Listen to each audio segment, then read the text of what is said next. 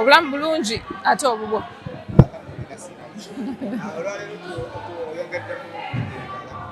Title, yes. Title eyo ekigitwongezaamu, it's a title ku Miss World, ekyo kimu. Ekyokubiri, muwala waffe omu Nakakande Oliver yakola bulungi nnyo mu mwaka gwe ku top model, yali mu top 10 era ne bamulonda okubeera ku as the cover girl of the Miss World Grand Finale omwaka ogwo. So ne tugamba abawala baffe bakola bulungi. Nzijukira ne Lia Kagasa abadde judge olwaleero naye yakola bulungi mu category eyo mu 2014.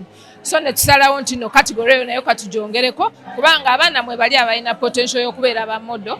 So ne tusalawo tujongerewo, and who is the best manager gwe tuyinza omukwasa afune chances z'okuplacinga mu international agents. Of course it's Joram. So tupartnerinze ne Joram ajja kubanga agroominga omuwala anawangula top model, because bwawangula wabawo groomings ebiba byetaagisa. Ayinza okuba akyali munene nga alina okusalasala ku weight, so n'ebintu ebirala okumuteekateeka okulaba nti asobola okugenda n'afuna emirimu international mu modeling agencies eziri international. N'asobola okukola New York Fashion Week, Paris Fashion Week, London Fashion Week, okubookinga wano emirimu commercial jobs and fashion shows. Yensonga lwaki twayongerako title.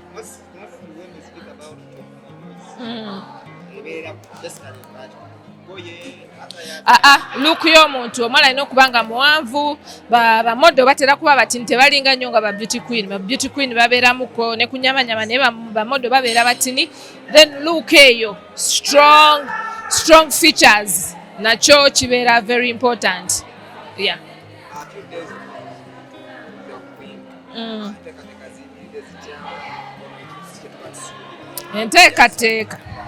Enteekateeka kyemuva mu bannya ziri mu jjiya nnene. Bajjaaji tulinamu abakyala babiri abava e Bungereza. Abakyala omu ku abo yategeka Miss Uganda UK. Twatandika okutegeka fembi omwaka gwe gumu. Omwaka gwe natandika okutegeka Miss Uganda wano naye gwe yatandika okukola Miss Uganda UK. Jackie Matovu Dumba. So naye abadde akola Miss Uganda UK. Crowninga queen we owe-10 omwaka guli ogwakaggwa, era Miss Uganda we UK ali wano kati. So naye agenda kubeera judge. Tulinayo omukyalo omulala, she's a business woman, ategeera nnyo, ayagala nnyo ebintu bya fashion ebyo bwe bityo. Ali nnyo mu real estate, agriculture. Bamuyita Liz Namutebi Ricketts, n'ajja kubeera one of the judges. Then abasigadde bajudge bava n'abalala bagenda kuva mu Academy of Queens. Then abalala bajja kuva mu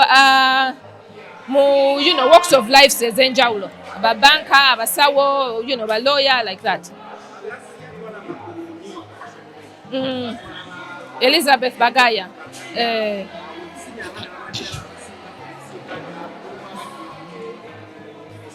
Yes.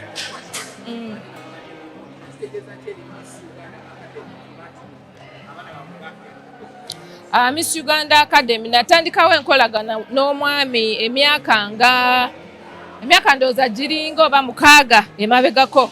Omwami oba muyita James, is a photographer in New York. Yeya introducingira abantu ba fashion show producers mu New York. Nabagamba omukyalo ono akola Miss Uganda, abeera n'abawala. So natandika okutwala abawala e New York okola New York Fashion Week ku mwaka gwa Benacho.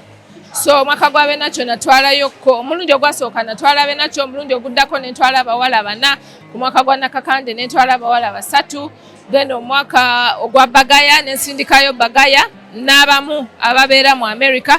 So ne kubano nja kubaako era bentwala New York Fashion Week mu September. Waliwo pageant ekyali still a relatively new pageant.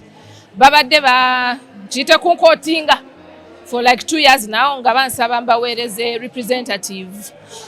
Judith Hadi yagendayo n'awangula empaka ezo mu Miss Elite, n'awangula Miss World Africa. Nze namuteekateeka okugenda mu mpaka ezo. So bwe yatuukayo na recommendinga n'agamba omukyala amanaginga mu bya pageant bamuyita Brenda Nanyonjo, yalina license ya Miss Uganda, asobola okubeera a good franchise holder for your beauty pageant.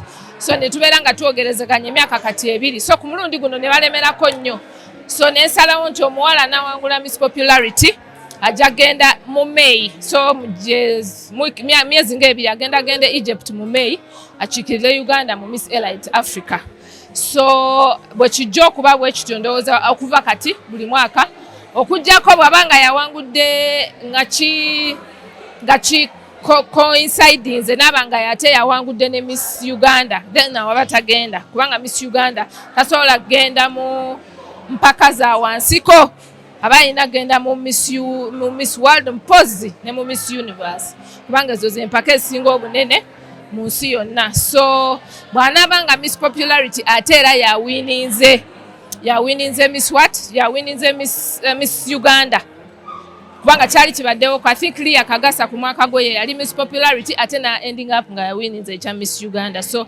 omwala bw'anaabanga yawininze Miss Uganda then tajja genda tujja kulonda anaabazeeko ne bw'anaabanga si yawangudde definitely agenda Egypt so naye abeere ne title ye nga Miss Elite Uganda.